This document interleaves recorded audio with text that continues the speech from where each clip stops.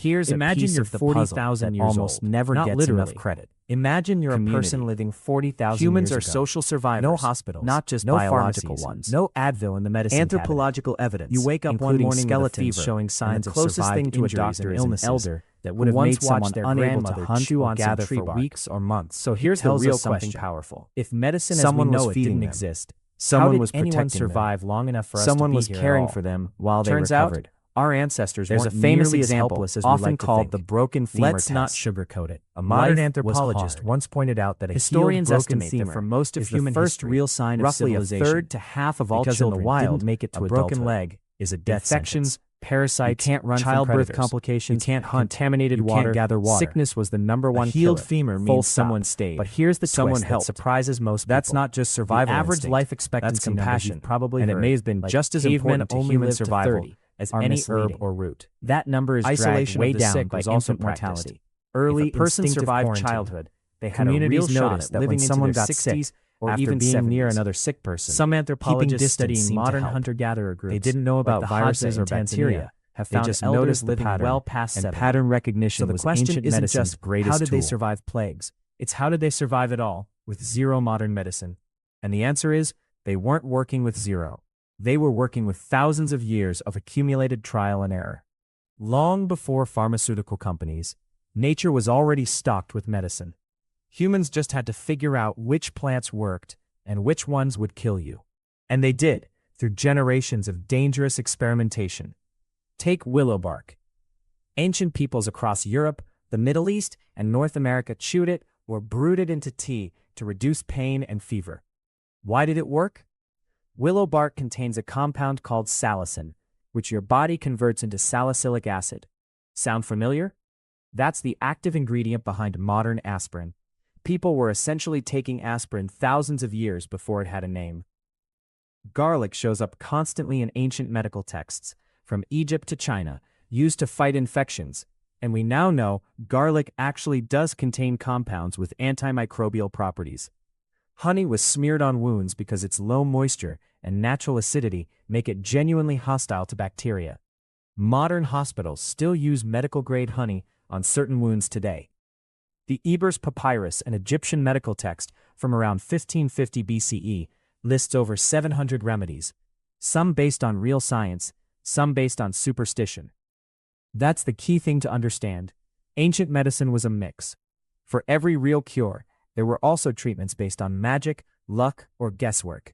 They didn't know why things worked, they just noticed patterns. The sick person who ate this got better, and passed that knowledge down. Here's something people forget. Ancient humans didn't just survive because of what they did. They survived because of what their bodies could already do without any help. The human immune system is ridiculously good at its job. Fevers, for example, aren't just a symptom, they're a defense mechanism. Raising body temperature makes it harder for many pathogens to replicate. Inflammation, as miserable as it feels, is your body rushing resources to fight infection and repair tissue. And there's a bigger story here. Evolution itself was a form of medicine. Populations that survived repeated waves of disease passed on genetic traits that offered some protection. This is why certain populations today carry genetic resistance to specific illnesses. That resistance was quite literally paid for by the ancestors who didn't survive. Breastfeeding is another underrated survival tool. Mother's milk transfers antibodies directly to infants, giving newborns a temporary immune boost during the most vulnerable stage of life. A defense system passed hand to hand, generation to generation, long before anyone understood what an antibody even was. Here's a piece of the puzzle that almost never gets enough credit. Community. Humans are social survivors, not just biological ones. Anthropological evidence, including skeletons showing signs of survived injuries and illnesses that would have made someone unable to hunt or gather for weeks or months, tells us something powerful. Someone was feeding them. Someone was protecting them. Someone was caring for them while they recovered. There's a famous example, often called the broken femur test. A modern anthropologist once pointed out that a healed broken femur is the first real sign of civilization. Because in the wild, a broken leg is a death sentence. You can't run from predators. You can't hunt. You can't gather water. A healed femur means someone stayed, someone helped. That's not just survival instinct, that's compassion, and it may have been just as important to human survival as any herb or root. Isolation of the sick was also practiced. Early instinctive quarantine. Communities noticed that when someone got sick, after being near another sick person, keeping distance seemed to help. They didn't know about viruses or bacteria, they just noticed the pattern, and pattern recognition was ancient medicine's greatest tool. Slowly, over centuries, observation turned into something more organized. Ancient Greek physicians like Hippocrates pushed the radical idea that illness came from natural causes, not angry gods, and needed to be studied, not just prayed away.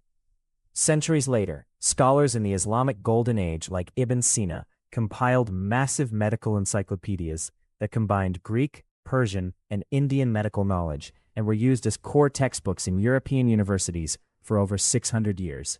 And this is really the through line of the entire story. Survival wasn't about one brilliant cure. It was about accumulation. Every generation added a little more knowledge, tested a little more carefully, and passed it forward. Plants that worked, practices that helped, and just as importantly, mistakes that taught them what to avoid. So, when you take an ibuprofen for a headache or slap a bandage on a cut, you're not doing something new. You're the latest link in a chain that stretches back tens of thousands of years. Through healers who didn't know what bacteria were, through mothers who nursed sick children with nothing but instinct, through communities who chose to carry an injured member instead of leaving them behind. Ancient humans didn't survive sickness because they were lucky. They survived because they observed, they experimented, they remembered, and most of all, they refused to let each other die alone. If you found this interesting, hit subscribe, and let me know in the comments what ancient survival topic you want covered next.